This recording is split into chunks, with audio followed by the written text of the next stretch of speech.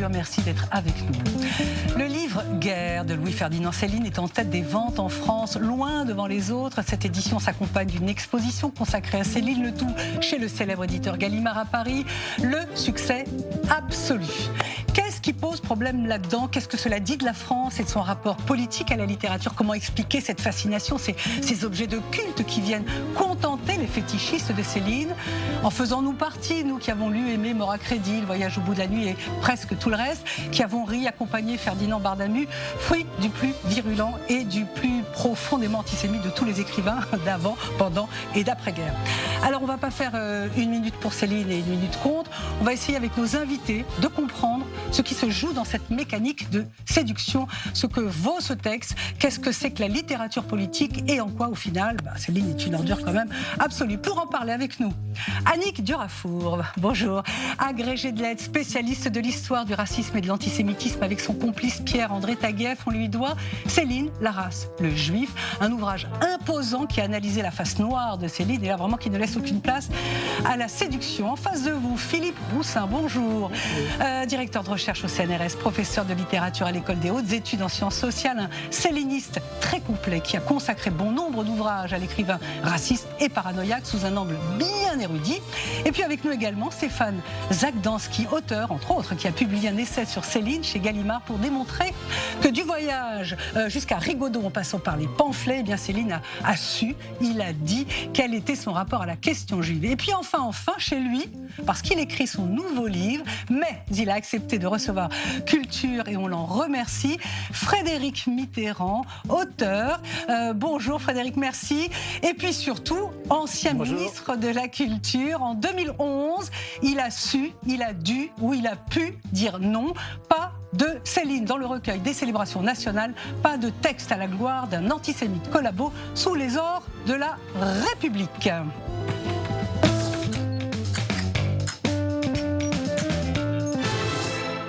Voilà, donc 60 ans après sa mort, voilà qu'est publié un inédit de Céline, assez court, sur sa guerre de 14, sur sa blessure, 188 pages, 250 feuillets, sur les 5300 feuillets sortis de la rocambolesque découverte des manuscrits de Céline. C'est un énorme paquet, on ne va pas revenir dessus, tout le monde est au courant. Si ça vous intéresse vraiment, vous allez sur Google, c'est dément, vous allez trouver un journaliste de Libération, vous allez retrouver Oscar Rosambly, un juif corse, Yvon Morandin, un résistant gaulliste. Bref, est-ce que Philippe, ça vous a fait plaisir, Philippe et Annick et vous, est-ce que ça vous a fait plaisir de retrouver la langue de Céline en lisant Guerre?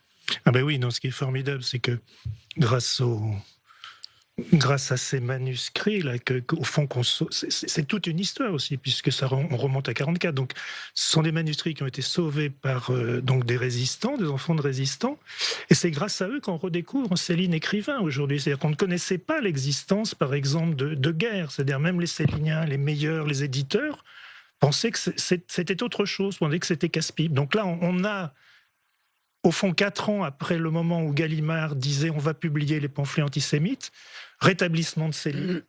Hein, et donc, on a un Céline, je dirais, au fond, le Céline de la Première Guerre blanchit le Céline de voilà. On va parler de ça. Je voulais juste savoir si vous étiez content de retrouver ses inventions, sa façon de distordre la littérature. Il y a 30 pages formidables, absolument. Oui, quelques-unes. C'est un peu barbant, en fait, moi j'ai trouvé. Et vous, Annick? Moi, je suis Philippe Roussin pour dire que les manuscrits, parce que on l'a lu partout dans la presse, ces manuscrits n'ont pas été volés. C'est-à-dire que Céline, c'est-à-dire que bon, d'accord, allez-y. Voilà, Céline les a abandonnés. Il les a abandonnés avant sa fuite. C'est peut-être des fonds de tiroir. Il les a peut-être confiés à quelqu'un. Pour l'instant, on n'en sait rien. Hein. Et donc, parce que vous voyez, le vol, c'est le chef-d'œuvre inconnu qu'on ressort. Si ils ont été laissés tout simplement par Céline, qui a eu tout le temps de se préparer, qui a eu tout le temps en fait de... Lui, il est parti avec le manuscrit dactylographié de la deuxième partie de Guy Bond. Il en a donné une autre version à Marie Tenavadja. Donc Céline ne fait pas n'importe quoi avec des manuscrits. Mais ma question, c'était, est-ce que vous étiez contente de lire du Céline? Là, voilà. Presque... Oui. Avec, il y a des moments, il y a quelques passages que moi j'ai beaucoup aimé. La fin, par exemple. Ouais, On ne parle pas beaucoup de Céline et les paysages. Et moi, c'est quelque chose que j'aime bien. Céline, Paris, New York, Leningrad. Et là, c'est la côte qui s'éloigne. Hein, il est embarqué sur le bateau et la côte se rapetisse, disparaît. La ville se ratatine au fond. Et c'est la France qu'on laisse, c'est-à-dire la guerre, pour aller vers Londres. la liberté, Londres et tout ce qu'on sait. Je pose la question à vous, Frédéric Mitterrand, vraiment juste, est-ce que vous l'avez lu? Est-ce que vous étiez heureux de retrouver sa langue? Je ne l'ai pas lu. Ah bon. Donc c'est simple. Okay, je ne l'ai pas lu. Non, je ne l'ai pas lu encore. Hein. D'accord. Mais je vais le lire. Enfin, voilà. Okay. C'est pas un problème. Mais je me suis pas précipité parce que j'ai une relation vraiment ambivalente à l'égard de Céline. Bien sûr, vous allez nous l'expliquer. Et vous, Stéphane? Alors moi non plus, un peu comme Frédéric Mitterrand, je me suis retenu de le lire. J'adore Céline évidemment. Je me suis retenu de le lire parce que je voulais que le brouhaha retombe. Et je voulais le lire en attendant qu'il y ait tous les autres inédits qui soient parus pour pouvoir l'étudier. Moi, je ne lis pas un écrivain, ça ne m'intéresse pas de le lire, je l'étudie. Et donc, quand je lis Céline, je l'étudie mot à mot et je l'étudie avec une grande piété. Donc, je voulais vraiment pouvoir qu'il y ait toute l'affaire éditoriale qui est peu intéressante en réalité quand on aime Céline. Que ça retombe. Alors, je vais peut-être pas résister avant cet été de partir en vacances sur ma chaise longue. Je vais le lire. C'est la bonne position pour lire Guerre, je pense. Oui, au bord d'une piscine. Au bord d'une piscine, pas sûr. Parce qu'il y a des moments un peu, voilà. On dit que Guerre aurait été écrit vers 33, 34, sont 2 ans avant la publication du Voyage au bout de la nuit, 20 ans exactement après son expérience au front. On dit aussi que ce sont des chutes finalement qui n'auraient pas pu passer à l'époque. Philippe Roussin, vous dites quoi? Alors non, ce ne sont pas des chutes. On parle de premier jet. Bon, ceci dit, qu'est-ce que ça veut dire un premier jet quand il s'agit de Céline? C'est-à-dire, bon, moi, je répète, bon, j'en ai parlé récemment là, avec le dernier prix Goncourt. Là, bon, ils trouvent, comme moi, les 30 premières pages assez formidables. Bon, alors, ce qui n'aurait pas pu être publié à l'époque, c'est pour des raisons de censure, c'est très gore, hein, c'est très gore. C'est-à-dire qu'on ne peut pas, j'imagine, en 1934, dire ce qu'il dit d'une infirmière, la manière dont elle ranime les ardeurs. Les ardeurs, je ne vais pas déflorer pour Stéphane. Bon, mais voilà, de même qu'en 1936, par exemple, toutes les scènes de sexe sont coupées, c'est en blanc hein, chez De Noël. Donc là, De Noël aurait, à mon avis, pas pu laisser passer ça. Qu'est-ce que ça raconte aussi sur les enjeux des ayants droit? Parce qu'effectivement, vous parlez du gros Barnum. Enfin, François Gibault, donc avocat ayant droit, Véronique Chauvin et Gallimard, ils sont bien gagnants dans cette histoire, dans cette ressortie. Et le fait que ça soit en tête des ventes et le fait que cette exposition marche, ça dit quelque chose, non, Annick Durafour?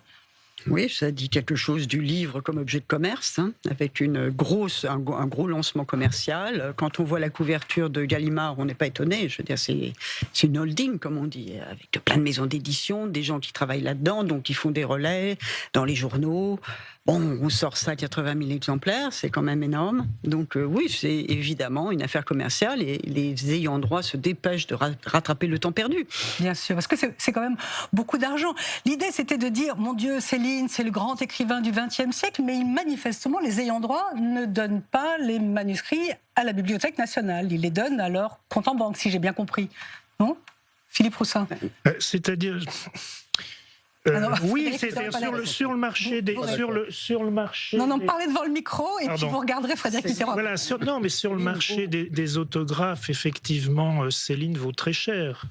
Hein, Céline vaut très cher. Donc, on ne sait pas ce qui va devenir de ces manuscrits. Les ayants droit ont dit que pour payer les frais de succession, ils déposeraient mort à crédit à la Bibliothèque nationale de France, puisque Voyage y est déjà. Mais si vous voulez, bon, on a l'honneur et le plaisir d'avoir Frédéric Mitterrand. Cette affaire, pour moi, c'est aussi un rattrapage de la commémoration ratée de 2011. C'est de ça dont il s'agit. C'est-à-dire que, voilà, Céline n'a pas été commémorée en 2011. Klarsfeld avait très bien dit les enfants des déportés ne seraient pas contents, je pense, qu'on commémore Céline. Et là, au fond, je ne parle pas de l'éditeur, hein, là, parce que je parle au fond des ayants droit. On a l'impression que la guerre d'Algérie, pour ne pas parler de la résistance, n'est pas terminée. Alors, il s'agit de réinstaller à toute force Céline comme grand écrivain national. Frédéric Mitterrand, je rappelle juste pour nos téléspectateurs, vous allez réagir bien sûr, je dis juste qu'en 2011, vous étiez ministre de la Culture, culture. Et pour le 25e anniversaire du recueil des célébrations nationales, vous avez dit non.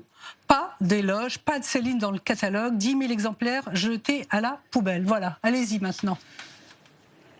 Oui, enfin, ils n'ont pas été jetés à la poubelle pour tout le monde, mais ce que je veux dire, c'est que c'est arrivé très tardivement, parce que moi j'ai reçu la brochure à ce sujet, et quand j'ai vu que Céline, ce que je ne savais pas, et c'était mon grand tort, j'aurais dû m'y intéresser plus tôt, mais en même temps ça fait partie de ces commissions du ministère auxquelles on ne prête malheureusement pas suffisamment attention. Quand j'ai vu ça, je me suis dit, mais c'est pas possible, on peut pas célébrer Céline.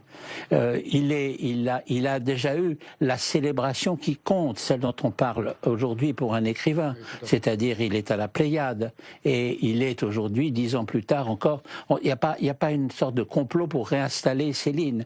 Céline est installée, et 10 ans plus tard, lorsqu'on retrouve encore des textes inédits, il est naturel que cela suscite un intérêt considérable. Mais célébrer d'une manière officielle, avec ce que ça pouvait avoir d'outrageant pour une infinité de gens, ça c'était pas possible. Alors le problème, c'est que la décision est venue quasiment à brûle-pourpoint, c'est-à-dire tardivement, juste avant que la brochure sur les célébrations ne paraisse. Et moi-même, j'étais très ennuyé, parce qu'en fait, j'étais responsable à la fois du retard et ensuite de la décision. Le retard, c'était une faute, et la décision, ça n'en était pas une, à mon avis, mais c'était quand même quelque chose d'assez contraignant et pénible, et notamment pour le professeur Godard, qui est un des grands célinien, et pour qui j'ai une vive estime, et qui, lui, s'était posé la question justement de savoir s'il fallait célébrer ou pas Céline, et qui posait la question dans la notice qu'il avait faite. Et malheureusement, soit j'avais été mal informé, mais c'est toujours c'est de ma faute quand même, on doit être informé de tout, soit les gens qui étaient autour de moi n'avaient pas été suffisamment attentifs. En tout cas, la responsabilité du ministère était engagée, la responsabilité de ce que doit être un ministre de la Culture était engagée, et je ne pouvais pas me défausser. La nuit qui a précédé la décision, ça s'est passé en 24 heures, la nuit qui a précédé la décision, j'ai relu des passages de Guignol's Band, et je me suis dit non, c'est pas possible, on peut pas accepter ça. Donc voilà, c'était comme ça que s'est pris la décision. Entre-temps, je rajoute une chose, entre-temps, il y avait eu la polémique avait gonflé d'une manière très très considérable, et Serge Klarsfeld était intervenu aussi, et ça jouait bien sûr, mais au fond, il y a eu ce moment où j'ai été, moi, pendant 2 heures dans ma chambre avec Guignol's Band. Et c'est ça qui a emporté la décision. C'est très important ce que dit Frédéric là, parce qu'il a pris la très bonne décision, évidemment. Il faut rappeler des choses quand même importantes. Moi, vous voyez, par exemple, je m'appelle Zagdanski parce que mes grands-parents venaient de Pologne, c'était des juifs polonais. Mes parents ont porté l'étoile jaune, ils ont été persécutés par la police française sous Vichy. Ils ont perdu des proches. Mon grand-père et ma tante ont été à Auschwitz. Donc, pour moi, le mot antisémitisme, c'est la douleur même de ma propre famille. Donc, lorsque je lis la question de l'antisémitisme, dans Céline, il y a d'une part ce qu'est la grandeur de Céline littéraire, et il y a de part ce qu'est l'antisémitisme. Ce sont deux choses qui sont qu'on ne peut pas négliger, ni l'une ni l'autre. Donc il a fait très bien, Frédéric Mitterrand, de dissocier les deux, et il a tout à fait raison. Céline n'a pas besoin d'une commémoration nationale, et d'être au Panthéon ou d'être à l'Académie. C'était quelque chose qui, c'est comme pour Proust, ça ne les intéresse pas. Il est, de manière évidente, l'un des grands écrivains du XXe siècle, et ça c'est acquis, et il n'a pas demandé à l'aide, c'est comme ça. En revanche, c'est là que je voulais en venir, jamais il ne me viendra à l'esprit de dire à un juif ayant souffert l'antisémitisme, vous devriez vous intéresser à Céline, vous devriez lire Céline. Ce n'est pas, on n'a pas à faire ça. Vous voyez, j'ai offert un exemplaire, j'ai amené parce que j'étais chez mon père, qui a 93 ans aujourd'hui, qui a porté l'étoile jaune. Je lui ai dit, je vais parler de Céline, donne-moi l'exemplaire que je t'ai offert à l'époque, de mon livre qui est sorti en 93. Il n'a jamais été ouvert. Évidemment. Parce que j'ai dit, vous ne le lisez pas, c'est pas pour vous. À mon père, à ma mère, j'aurais dit, c'est pas pour vous. Les gens qui ont souffert de l'antisémitisme n'ont pas à s'intéresser à Céline, à lire Céline. Les gens qui n'ont pas souffert de l'antisémitisme n'ont pas à prendre sur eux un discours qui n'est pas le leur, parce que d'une certaine manière, et on n'a pas non plus à parler pour Céline, Oui, mais pourtant vous le ni à le lisez. dédouaner. Pourtant vous le lisez, vous l'aimez, moi aussi. Mais parce que moi, je n'ai pas souffert de la Shoah. Et parce que moi, j'aime la littérature. Donc lorsque je lis, et parce que j'aime la pensée de Céline. Et dans la pensée de Céline, c'est très compliqué son rapport aux Juifs. Allez-y. C'est comme ce rapport au Proust. Ce rapport à Proust, c'est comme ça. Alors, je vais vous le résumer en une phrase. Oui, oui, en une phrase. En une phrase. Il a compris qu'il était, après sa période antisémite, le bouc émissaire de tous les antisémites littéraires de France. C'est-à-dire, on disait, c'est lui, il le dit. Mais il le dit C'est lui même, le seul c'est pas écrivain antisémite, comme s'il n'y en avait eu qu'un. Ouais. Ils ont tous été antisémites pendant cette période. Absolument. Claudel, Bernanos, Mais Morand. pas au même niveau. Pas au même. Mais Ça n'a rien à voir. au même niveau littéraire. Mais quand, Non, mais on parle au niveau de l'antisémitisme. mais au c'est niveau pas de vrai. l'antisémitisme. Eh ben, c'est pas vrai. Non, mais attendez. Parce qu'il n'y a pas de est-ce niveau que- dans l'antisémitisme. Si, bien sûr qu'il y a des Non, niveaux. c'est là qu'on n'est pas d'accord. Là, c'est très intéressant. C'est Parce qu'on est très- dans une c'est- pulsion. Je veux bien que vous laissiez parler Annick. Allez-y, C'est allez-y. très important parce qu'effectivement, elle a raison. Ça fait bien de dire, mais Gide, Giraudoux, Jouando, Céline, tout ça, c'est pareil, et on met ça dans le même paquet. Mais quand on est sous l'occupation allemande, qu'il y a l'étoile jaune, qu'il y a des déportations, c'est pas du tout la même chose d'avoir affaire à Gide ou Drieux, qui est antisémite dans son journal, à la limite. Bon, et encore, non, mais ça n'a rien à voir Claudel avec faisait des Céline. odes à Avec Pétain. Céline, qui était quand même. Mais une ode à Pétain, C'était c'est pas pas... honteux d'être antisémite à l'époque. Tout le monde était antisémite. Mais non, Les pamphlets antisémites de c'est Céline pas ont eu vrai. un succès monstre. Mais Comme c'est Guerre pas vrai. aujourd'hui. Tout le monde n'était pas antisémite, Tout le c'est monde faux. n'était pas d'abord. antisémite, c'est vrai. Je voudrais qu'on écoute Philippe Mais Poussat je sur peux ce- dire, sur ce- je veux juste dire quand même que Céline est quand même le seul qui ait travaillé avec la police allemande, Voilà. qui passait régulièrement Voilà. avenue Foch. Son pote, c'était quand même Bickler, qui dirige le bureau 6. Knorren, il le connaît bien et il a des laissés-passer en Bretagne. Donc Céline, c'est quelqu'un qui passe à l'acte. C'est quelqu'un qui dénonce. Vous décidez de faire une hiérarchie entre les Non, non, Mais il y en a une. Non, il n'y a Mais pas de hiérarchie. dans Écoutez Philippe l'histoire, Poussat, Il n'y a et pas de s'il vous hiérarchie plaît, quand on a souffert. Il Stéphane, n'y a pas de hiérarchie. Stéphane, C'est pour ça que je dis, c'est pas la même. on écoute Quand Philippe on est Poussat bien et je géré pose une avec question Céline, après à il y a Frédéric la- Mitterrand. Ce qui est très intéressant, au fond, c'est quand même.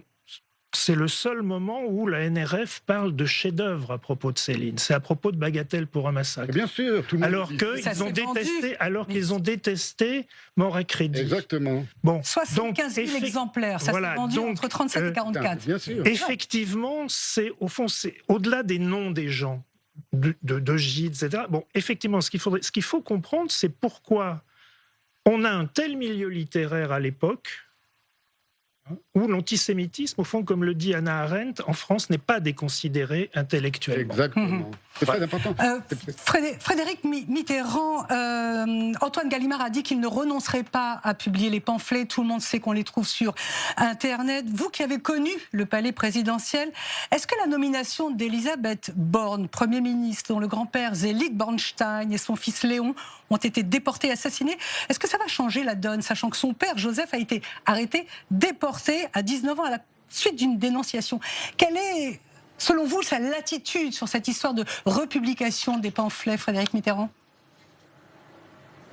J'espère que sa latitude est aucune, puisque ce sont deux choses différentes. Les pamphlets, ça relève de la littérature, ça relève pas de la décision de l'État. Donc voilà, l'État, lui, n'est concerné que par l'idée des célébrations, des hommages officiels et des choses comme ça. Donc ça, c'est deux choses différentes. Quant à la famille d'Elisabeth Borne, moi je débarque, j'étais pas au courant. Là. et puis, au fond, voilà, je trouve ça. Je peux éprouver la plus grande sympathie pour son histoire familiale lorsque je la découvre, comme je suis en train de le faire maintenant. Mais je ne vais jamais penser, chaque fois que je verrai Madame Borne à la télévision, à cela. Bien sûr. Je penserai au Premier ministre. Voilà. Non, parce qu'il est fort, il est fort probable. Alors, en ce qui concerne juste une chose, je voudrais juste dire une chose. Allez-y. Il n'y a pas de hiérarchie dans l'antisémitisme, mais il y a quand même des degrés entre, effectivement, être actif, comme l'était Céline, qui était copain avec le fameux médecin, la Montandon, je ne sais plus comment il s'appelait, qui était une ordure épouvantable, et qui vraiment était actif, et les propos antisémites, d'un antisémitisme malheureusement assez courant à l'époque, qu'on trouve par exemple dans le journal de Gide. Il y a quand même des différences considérables. Mais c'était tellement répandu. Quand vous reportez au journal de Cocteau pendant la guerre, hein, et qu'il dit 3 mois après juin 42, j'ai vu mes premiers insignes, comme s'il parlait du scoutisme, alors qu'il s'agit des étoiles jaunes, vous vous rendez compte de l'état mental dans lequel était une certaine société artistico-intellectuelle française. C'est terrible. Mais c'est très important. Oui, c'est important. Je voudrais juste poser une question Voilà. à Philippe Roussin. Vous avez vu l'exposition et vous avez été choqué parce qu'on voit la croix de guerre de Céline. Je pense que cette exposition, qui est par ailleurs tout à fait intéressante, elle est faite à partir de la collection des ayants droit. Et c'est très intéressant parce que cette médaille militaire, Céline l'obtient en 14, hein, mais en fait, la justice, en 1950, puisqu'il est condamné à l'indignité nationale, il est privé d'un certain nombre de biens, lui interdit de porter cette médaille. Donc, ce qui le gêne beaucoup. Mhm. Et donc là, on retrouve cette médaille dans l'exposition sans autre forme d'explication. C'est-à-dire que, voilà, on a ce type de portrait, c'est merveilleux. Et donc, en fait, après 1934, on ne sait plus ce qui s'est passé. Alors malheureusement, il ne reste plus beaucoup de temps. Juste, Stéphane, je vous dis ça, mais je vous dis aussi à nos autres invités. Céline, c'est pas tout à fait comme Wagner en Israël. Il a été traduit en 94. C'est Hila Hammerman qui a traduit La Recherche. Voilà. Il y a eu des discussions à l'époque. C'est le seul ouvrage de Céline qui est traduit et on s'est renseigné évidemment. Et le grand public s'en fiche un petit peu, ce qui n'est pas le cas de Wagner, parce que Wagner, il est joué en Israël. Il y a des fans, etc. Oui. À chaque fois qu'il est joué, il y a un débat. Alors que Céline. Il y a l'exemple de Philippe Ross. Philippe Ross, c'est un exemple fameux. Philippe Ross, l'écrivain Philippe Ross, il dit dans un de ses romans, il dit, moi j'adore Céline, c'était le plus grand écrivain antisémite de son temps et je ne peux pas m'empêcher de le faire lire à mes étudiants. Si vous voulez, ce qui est très important, c'est qu'évidemment, c'est pas qu'il y a une hiérarchie dans l'antisémitisme, c'est que tout le monde n'a pas exprimé son antisémitisme. On ne peut pas avoir une identité de lecteur. Voilà, il y avait un antisémitisme bon teint, comme l'a rappelé Frédéric Mitterrand. Et ce qu'a fait Céline, c'est qu'il a fait exploser, il a découvert le poteau rose en montrant qu'il n'y avait pas d'antisémitisme bon teint, que l'antisémite était toujours un grand délirant, un fou furieux. Non. Alors, ça ne veut pas dire qu'il a fait semblant. Mais ça veut dire qu'il a montré que le côté bon teint de l'antisémitisme, c'était quelque chose de profondément délirant et de profondément génocidaire. Et en effet, c'est pas Céline tout seul qui a exterminé 6 millions de juifs. Il fallait que l'Europe... Vous savez que l'Europe suicidaire, c'est le titre du dernier tome de l'histoire de l'antisémitisme de Léon Poliakov. Mm-hmm. C'est très important. Donc c'est des choses qu'il faut... Il ne s'agit pas de dire c'est plus grave d'être ceci ou cela. Il s'agit de comprendre métaphysiquement, spirituellement, comment les choses se disent. Et un écrivain, il n'est pas là pour être gentil ni bon, ni moral, il est là pour dire les vérités qui sont enfouies et que les autres ne disent pas. Et nous, on est là pour essayer de comprendre ce qui nous fascine. Annick Durafour, Serge Klarsfeld, sa famille a été menacée de mort lorsqu'il a voulu interdire les pamphlets. J'imagine que vous et votre complice Pierre-André Taguieff, vous avez subi les mêmes foudres. Qui sont ces célinistes comme ça qui vous menacent, si on peut dire ? Ce sont des Français, des intellos, ce sont des riches, ce sont d'où sortent de types ? Non, moi je ne vais pas dire qu'on a été menacés par... Non, mais... moi, je relève simplement le propos de Frédéric Mitterrand. Les pamphlets, c'est de la littérature. Attention, les pamphlets peuvent avoir une dimension littéraire, c'est-à-dire que Céline, c'est pas Coston, Henri-Robert Petit et les folliculaires de l'extrême droite ultra raciste, pro-nazi, avant-guerre. Mais il est dans ce milieu-là. Donc il a un style. Mais ce que je veux dire, c'est qu'en même temps, il fait passer la propagande, il fait passer une sous-culture, une microculture antisémite, extrémiste, radicale, raciste, biologique, dans la littérature, dans la grande culture, dans la culture de tout le monde. Et là, il y a un saut. Parce que juste là, ça circulait dans les officines, ça circulait pour des allumés, d'Archier de Pellepoix, des gens comme ça, vous voyez, Henri-Robert Petit, l'escroc obsessionnel complet. Mais ça n'allait pas, ça ne touchait pas Gide, qui n'y comprend rien d'ailleurs. Quand Gide lit Bagatelle, il n'y comprend rien parce qu'il n'a pas la culture antisémite, il ne sait pas ce que c'est et il ne comprend pas. Il dit Céline, vous savez, Céline doit délire, Céline déconne, ou il s'amuse. Ouais. Vous voyez, il peut pas. En fait, et je vais vous dire ça, moi, la première fois que j'ai lu Vite, parce qu'il reste plus que 2 minutes. J'ai pas compris. J'ai pas compris, j'ai pas cru. On s'invente des raisons, on se dit, ah, mais juif, il appelle juif n'importe quoi. Et en fait, ça correspond à sa vision du juif. Parce que le juif est partout.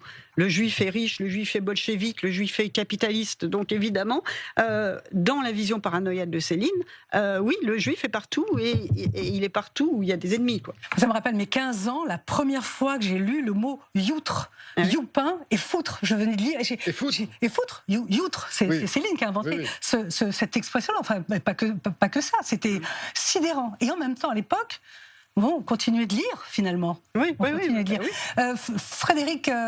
Frédéric Mitterrand, oui, allez-y. Je voudrais juste dire une chose.